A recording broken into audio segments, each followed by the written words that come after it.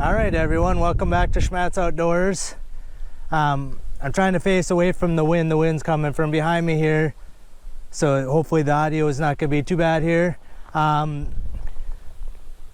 We're out here trapping some nuisance beavers today. We're going to try and do a little bit of videoing for you guys. I'll kind of show what I got going on for sets here and stuff. And there'll probably be two different videos here. This one's going to be just kind of the set or the showing you the situation, and then the checks if I catch the beaver out of here. I'll show you that. So what we have kind of behind you guys here, they got a big kind of cattail lowland here, this little creek here, there's a culvert here, and there's one about right here in front of my truck, and that one runs around and right here and then connects into this. Then it all runs this way and kind of snakes around. There's a bigger slough out here. I have my suspicions that the beaver are out there and they're just moving up through here and then plugging these culverts up.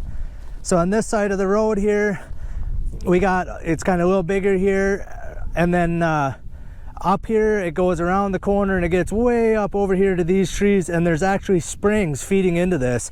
So this actually doesn't freeze over most winters, I guess.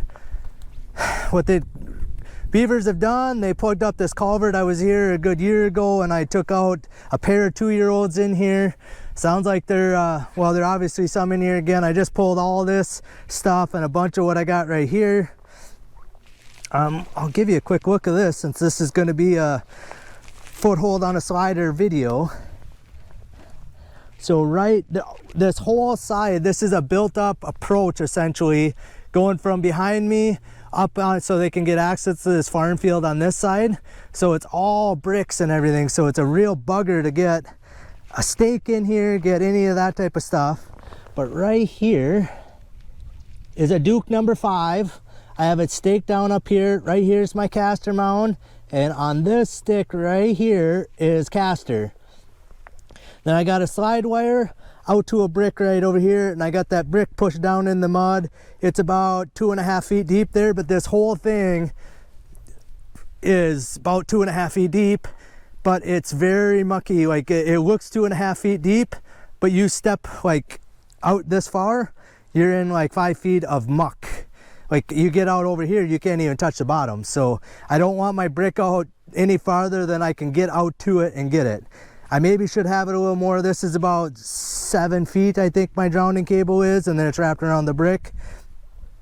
So what I basically have, I just have a Dobbins backbreaker caster here, a full hole in front of it. I have, you know, like this brick here and a rock kind of helping to stabilize my trap. So I want it, there's no mud here, it's all rocks and bricks. So I have it kind of strategically put like this rock right here under that jaw, keeping my trap this way. I have stuff under the levers to keep it rocking that way. Again, I just dug this culvert out, so I made sure my trap is like 5 inches under the water. I want to make sure it doesn't drain too much that it's completely out of the water, or the beaver ain't gonna probably get caught there. But yeah, all this kind of cattailies, there's a few sticks and stuff were all wedged in this culvert, and I dug it out for the landowner here, because it actually will get high enough, they'll plug it up and then it washes out this road. All right, we're gonna go over here and I'm gonna show you kind of what I got going on, and then like I said, I'll probably put you on a chest mount so we can, I can show you a little better. So there's a second culvert right here. This one's a little bit higher than the one over there. So this one, they only had maybe a foot of stuff plug in the end of it. What we're gonna do is, I think right over here by these little bushes, I think I'll be able to get my stake in over there, and then my brick will be out over this way. Again, I pushed the glob through this culvert, so there's no fresh stuff here. All right guys, welcome back. We're doing the first check on these nuisance beaver traps here. We were lucky enough to get one here. We'll show you a little bit of what I got going on here. I apologize for not showing the animal in the trap, but he was still alive when I got here. So we got him taken care of. Again, I showed a little yesterday. What I have is the slough here. They had there's a culvert here, and there's one over this way here. They have both of these culverts plugged up. Landowner called me because they had the water backed up here. So there's a culvert here. This one here was only partially plugged. But then right here, this and that right there are my blocking. My trap is right here in the middle, and you can't really see it, but I have a cinder block right out here with a grounding cable out to it. That set looks like maybe it got monkeyed with just a little bit, but not really too bad, if anything. But the set over here, and then I did have a conibear up the creek a ways. I actually decided to pull that one. I figured there was only going to be one beaver in here anyway, and I caught one here, and I'll show you just a sec here. So I pulled that conibear just because I had to walk, you know, here and all the way down. I had it way down by these trees, which is, you know, probably had to walk 100 yards over there, and if a guy would catch one, then I got to drag him all the way out of there. Right here, I can literally, you can see my truck. I can pull him out of the slough, carry him to the truck. So what I had here is my trap was setting, it wasn't on this rock here, but it was out in the water right out here. And I had a caster mound, this is part of it right here on the bank. And then I had my brick was out over this way to make sure I was in kind of the deepest part of the water. But the beaver got tangled up on, right here is a chunk of rebar sticking out of one of these blocks of concrete down here, and the beaver had gotten tangled around that and was sitting right here still alive. So I just drug my brick, and the trap is still right here attached, and right here we got the beaver. So just a 2-year-old, like I figured. It's pretty skinny. I don't know if you guys can see how it's kind of, I don't know. I mean, it also is fresh too, so that might make a difference here, but it seems kind of skinny. Had it front leg caught on the other side. I don't know. If I'd have left him all day, he could have maybe twisted off. He had, you know, was part way there, but yeah, got myself a nice beaver. He's probably 30 pounds or so, maybe a little less. And yeah, so when I got here, I just quickly dispatched him, because again, the landowner called me to let me know that he was here and that he was still alive. So I tried to make sure I got down here as quick as I could to get him taken care of, which I was already kind of on my way anyway. So we're just going to remake this set. I had kind of a heck of a time getting my stake pushed in over here. So I'm just above this kind of pad of concrete.